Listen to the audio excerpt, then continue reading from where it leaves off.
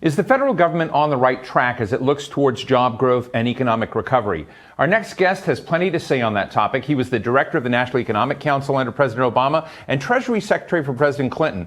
Larry Summers is currently President Emeritus and Charles W. Eliot University Professor at Harvard University. I have had the opportunity and privilege of interviewing him in the past. It's a real honor to be with you today, Dr. Summers. Let me start with this. Right now, the Biden administration has rolled forward with a major infrastructure plan, a major tax plan on how to pay for it. You know, some say it's like FDR, but this time, we're going to pay for it in all the right ways. But I'm interested in how you think these plans will impact the economy and also impact jobs. Look, the vision's right.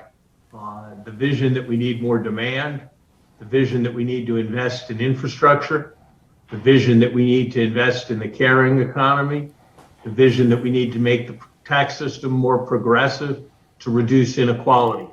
All of that's exactly right. And I salute what the president is trying to do. I'm very enthusiastic about the Americans Jobs Act, the Families Act, the programs to raise revenue. I think that the steps they're going to take, they're proposing to take to increase tax compliance have the potential to raise $1 trillion over 10 years, while at the same time making our tax system more fair and just, and also diverting a lot of human intelligence out of tax evasion into doing more productive things. So broadly, I'm supportive. Are there issues about the details? Yeah, I do have concerns, particularly with respect to the first act, that they're going to overdo it in the short run and run risks of inflation or overheating the economy. I'm worried about being analytical to make sure the spending is as effective as possible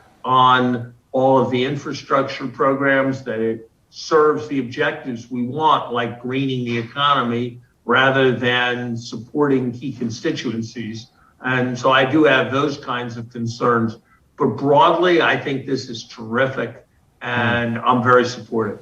During President Trump's tenure, there was some criticism that the tax cut plan at a time when the American economy was doing so well was taking quivers out of our arrow in terms of being able to manage the economy. We did have a pandemic, but now when you kind of look at the amount of money being pumped into the economy, are we running the risk of getting addicted to sort of free and cheap money out there? I don't think I'd frame the argument in terms of addiction. I'd frame the argument in terms of excess. Look, you want to fill up the bathtub, and you don't want things to flood out of the bathtub, because when that happens, you don't know what's going to happen next. I am worried that we're overstimulating the economy in the short run. I'm worried that we've got a housing market that's on fire. We've got more employers than ever before reporting labor shortages. Lumber prices have tripled. The cost of transporting goods from China is 3 times the normal cost. So I'm worried that all of that is going to set off an inflation, and that might in turn force the Fed to react in ways that would be financially destabilizing. Historically, inflations have had pretty catastrophic political consequences for progressives. Think of Ronald Reagan or Margaret Thatcher or Richard Nixon, all of whom were elected in response to inflation. So I do think we need to be really quite vigilant about overheating the economy and not simply celebrating all the demand. I think we need increasingly to focus on what people are going to be doing when they work and making sure we're making the most productive investments, not simply emphasizing job creation. We're headed into for the next year or two, I think an economy that's going to have some real labor shortages. And that's a painful thing for progressives to recognize, because they've been so emphasized in making sure that everybody got a job, which is the right thing to do during the COVID period. But when you've got employers having trouble finding work, you got to adjust a bit the way you think about things. And I think that is probably the reality we're headed into.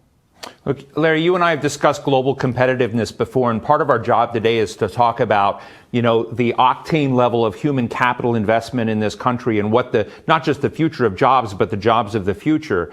As you look at what India is doing, as you look what China is doing in terms of investing in, broad PhD programs and participation and looking at the future of smart cities and 5G, quantum computing, artificial intelligence, do you think the United States is well positioned to compete in the human capital race, or do we need to, basically take a step back and say we're not doing enough, that we're really underperforming in this area and we've got to get our act together? I'm not satisfied on human capital. Every 3-year-old should have access to a preschool program. Our public schools should be organized around the principle that self-esteem comes from achievement rather than the principle that achievement comes from self-esteem. We absolutely need to do a million things, and we're falling hugely short on diversity, but we can't let that be the enemy of measures that emphasize excellence and venerate achievement. I think the kind of changes that have taken place in magnet schools in New York and other places are tragic for large numbers of people and for our country's competitive future. I actually think the biggest difference that we could make, that American universities could make, is the classroom needs to be only one forum of education. The video screen needs to be the other. It can be on a vastly larger scale than the classroom. It can be much better customized to the needs of the individual student than the classroom. It can reach globally in a way that the classroom can't. And it can be an engine of opportunity because it doesn't cost anything to look the stuff up on the internet with your cell phone in a way that the traditional university can't. So I think there's huge opportunity. I'm probably particularly partial to this because my wife, Lisa New, is doing it in dozens of high schools across the country with respect to poetry. But that concept is there for American higher education to embrace if only we will. But to do it, we'll have to get past the Augusta mentality, as in Augusta Golf Club, where you define your greatness by the number of people you exclude. We're going to have to get past that if we really want to do all we can on human capital. Let me just finish, Larry, with a kind of a meta question. I remember back to the Clinton administration and your then boss, Bob Rubin. And Bob Rubin had a talk with President Clinton and said, you've got to make a hard choice about, what you mean by globalization and how we get fair trade. But going down a steel sanctions route at that time, wrong choice. And the president went that direction. You were there with President Obama guiding and helping to guide and advise during the 2008-2009 financial crisis. Again, a time of hard choices.